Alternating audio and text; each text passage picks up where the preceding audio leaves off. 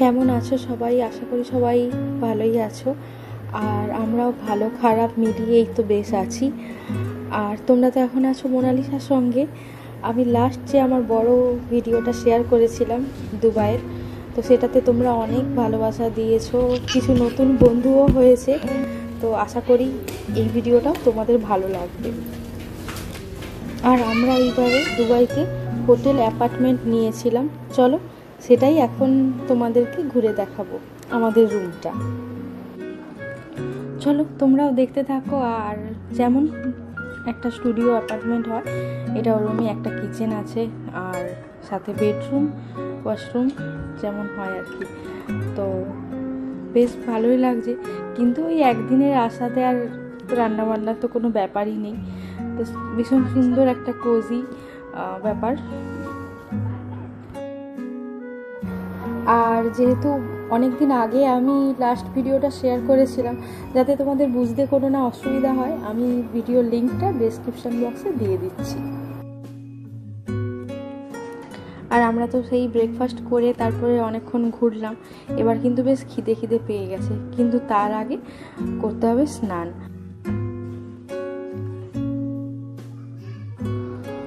আর এদিকে দেখো, স্নানের কথা বলতে বলতেই পৌঁছে গেছি বাথরুমে।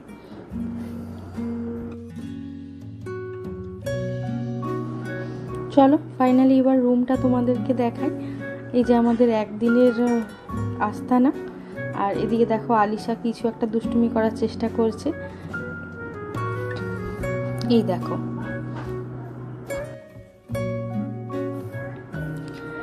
তো খিদে তো পেয়েই গেছে, আর এখন অর্ঘ কিছু অর্ডার করছে। চলো রুমটা তো দেখানো প্রায় হয়েই গেল, এরপর একদম খাওয়ার দাওয়ার নিয়ে ফিরে আসছি। যেহেতু বাইরে খাবার সময় বা সুযোগ কোনোটাই হয়নি, আর তখন অতটা খিদেও পায়নি, তো এতক্ষণে দেখো এসে গেছে আমাদের বিরিয়ানি। হ্যাঁ, তো এখানে আরসালান থেকে বিরিয়ানি অর্ডার করা হয়েছিল। আর আরসালানের বিরিয়ানি মানে আমার কাছে মাটন বিরিয়ানি। আর তো এখানে মাটন বিরিয়ানি একটা স্পেশাল, আর এক্সট্রা ডিম, এক্সট্রা আলু আর এক্সট্রা মাটন নেওয়া হয়েছিল। আর এখানে একটা লোকাল রেস্টুরেন্ট থেকে আলিশার জন্য অর্ডার করেছিলাম ঘি রাইস, আর ওর সাথে তো পাঁপড় আসেই, আর দই তো আগেই এনেছিলাম ওর জন্য, কারণ ও অনেক সময় বিরিয়ানি হয়তো একটু আধটু খায়, কিন্তু এই যে একটু কালার আছে তো সেটা দেখলে হয়তো খেতে চাইবে না, তাই আগে থেকেই ওর জন্য ঘি রাইসটা অর্ডার করে রেখেছি। আর এই দেখো বসে গেছি এতক্ষণে আমরা খেতে। চলো আমি আর ভিডিও করতে পারছি না, সামনে এই বিরিয়ানি, এ ছেড়ে কি আর ভিডিও করতে ইচ্ছে করে? চলো আমরাও খাওয়া দাওয়া করি, আর খাওয়া দাওয়ার পর অবশ্যই কিছুক্ষণ রেস্ট নিয়ে তারপরেই কিন্তু বেরোবো।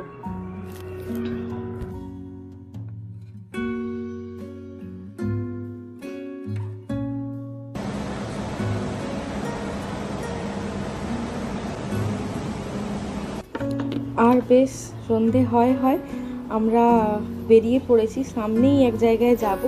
চলো তোমাদেরকেও সাথে নিয়ে যাই। আর তার আগে অর্ঘ কিছু শেয়ার করতে চায়, চলো ওর কাছ থেকে শুনে নিই এই জায়গাটা নিয়ে ও কিছু বলতে চায়। আর এদিকে আলিশা জানো তো সেই কখন থেকে ঘুমোচ্ছে, আর ওকে আর ডাকিনি, ওই জামা কাপড় পরিয়ে নিয়ে চলে এসেছি আর কি। এই দেখো ও ঘুমিয়ে আছে। এই যে দূরে দেখছো hotel dolphin apartments, dolphin hotel apartments. এই হোটেলটা হচ্ছে আমি যখন ফার্স্ট আসি ইউএই দুবাইতে, তখন এই হোটেলটাতে এসে আমি উঠেছিলাম। এখানে আমি 4 নাইটস আর 5 নাইট স্টে করেছিলাম, তারপর আমি আবুধাবি ট্রান্সফার হই।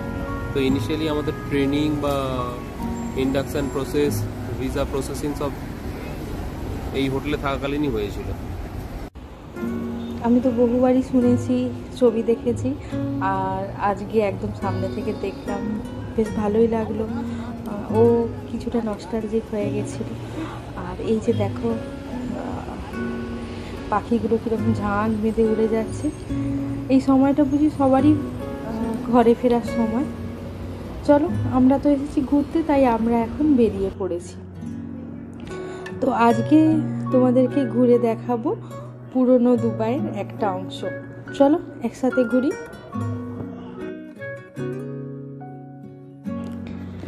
আর আমরা এখন যাব, এই যে দেখো আল ফাহিদি হিস্টোরিক্যাল নেবারহুড। তো চলো যাওয়া যাক। আর আমরা দুবাই মানেই ভাবি, মানে আমিও এতদিন ভাবতাম যে একদম ঝাঁ চকচকে বিল্ডিং এই ওই, কিন্তু আজকে ঘুরে দেখবো অন্য এক দুবাই। চলো একসাথে যাওয়া যাক। আর আগের ভিডিওটাতে তো তোমাদেরকে দেখিয়েছিলাম আমরা সারেব ডিজেতে নেমে তারপরে আমাদের হোটেল গিয়েছিলাম। তো এই জায়গাটা থেকে সারেব ডিজে বা আল রাস বা বুরজুমান মেট্রো স্টেশন তিনটেই কিন্তু কাছাকাছি। চলো, এইখানে অনেকটা এরিয়াতে কাজ চলছে, তাই বেশ কিছুটা এরিয়া কিন্তু ক্লোজ ছিল। তো চলো বাকিটা আমরা ঘুরে দেখি। আর এখান থেকে আমরা টুকটাক কিছু কেনাকাটাও করলাম, খুবই ছোটোখাটো কয়েকটা জিনিস।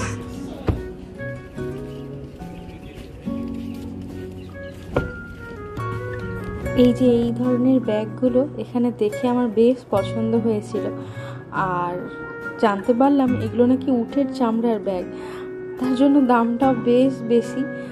তাই আর নিলাম না, ছোটোখাটো কয়েকটা পার্সই নিলাম বাড়িতে নিয়ে যাওয়ার জন্য, এই টুকটাক গিফট দেওয়ার জন্য।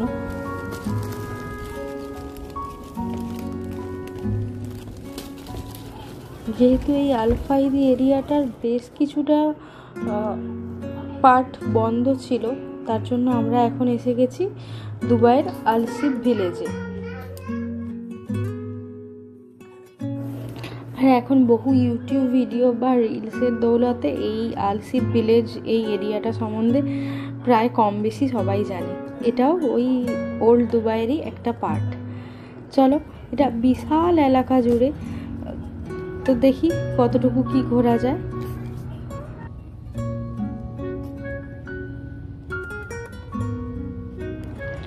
আর এই জায়গাটা দেখো, আগেকার দিনে বেদুইন বা যাযাবররা কিভাবে থাকতো তারই একটা ছোট্ট নিদর্শন এখানে কিন্তু দেওয়া আছে।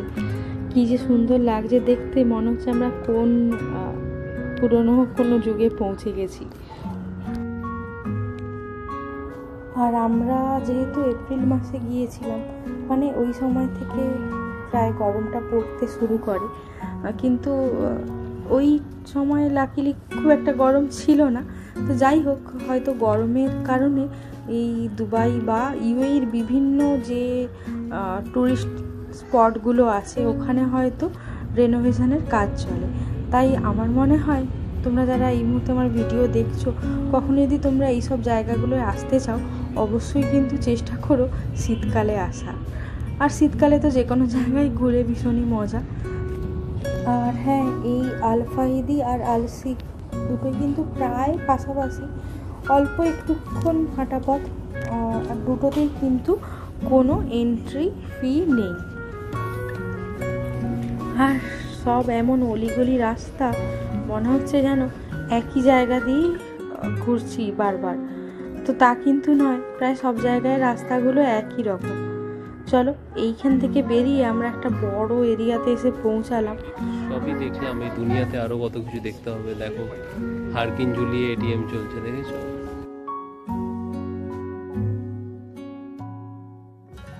দুবাই তো সবই সম্ভব, হেরিটেজও আছে, প্লাস হেরিটেজও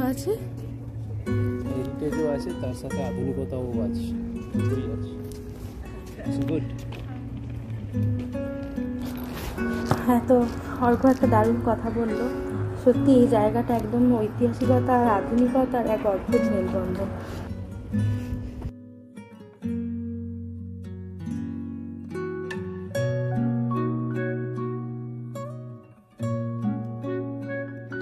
আর এই যে এই জায়গাটা থেকে মেন আলসিফটা স্টার্ট হলো। এই যে দেখো, এখান থেকে শুরু হয়েছে সুকটার বিশাল বড় এলাকা জুড়ে। জানি না পুরোটা ঘুরে দেখতে পারবো কিনা, তবে এরকমভাবে দেখতে বেশ ভালো লাগছে। এইরকম সব বাজার দোকান, আর দেখে তো মনে হচ্ছে সব দোকানগুলো ঘুরে ঘুরে দেখি, অল্প বিস্তর কেনাকাটাও করি। আর এখন অবশ্য এসে গেছি ওয়াশরুমে। প্রথমে যখন আমি ওয়াশরুমটা এলাম আমি বেশ একটু ঘাবড়ে গেছিলাম, ভাবলাম কি জানে বন্ধ টন্ধ নাকি।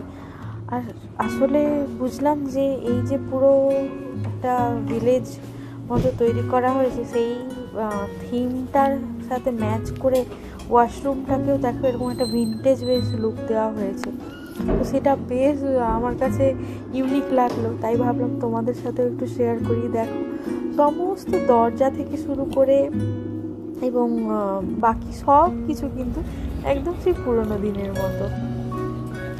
তো চলো বাকি এই যে এগুলো তো অনেক ভিডিও ফটো সবে দেখেছি, বিভিন্ন রকম দেখো মশলা, তারপরে ওই বিভিন্ন রকম নাটস সব এরকম নিয়ে বসেছে, বস্তা সাজিয়ে নিয়ে বসেছে।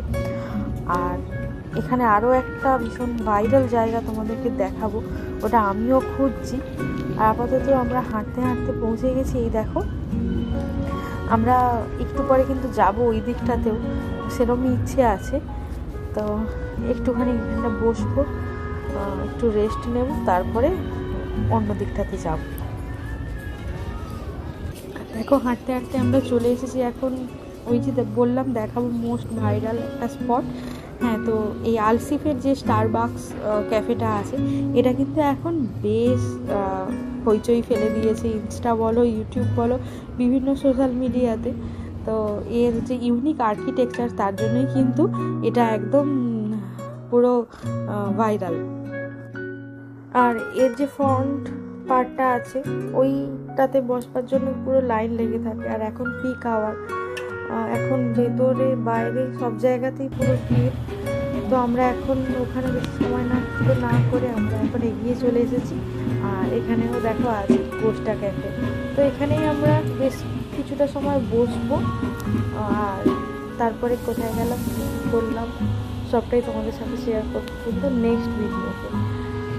পারলে ভিডিওটা কেমন লাগলো জানিও, আর কিছু যদি জানার থাকে অবশ্যই করে কমেন্ট করো। চলো দেখা হচ্ছে পরের ভিডিওতে, আজকের জন্য টাটা।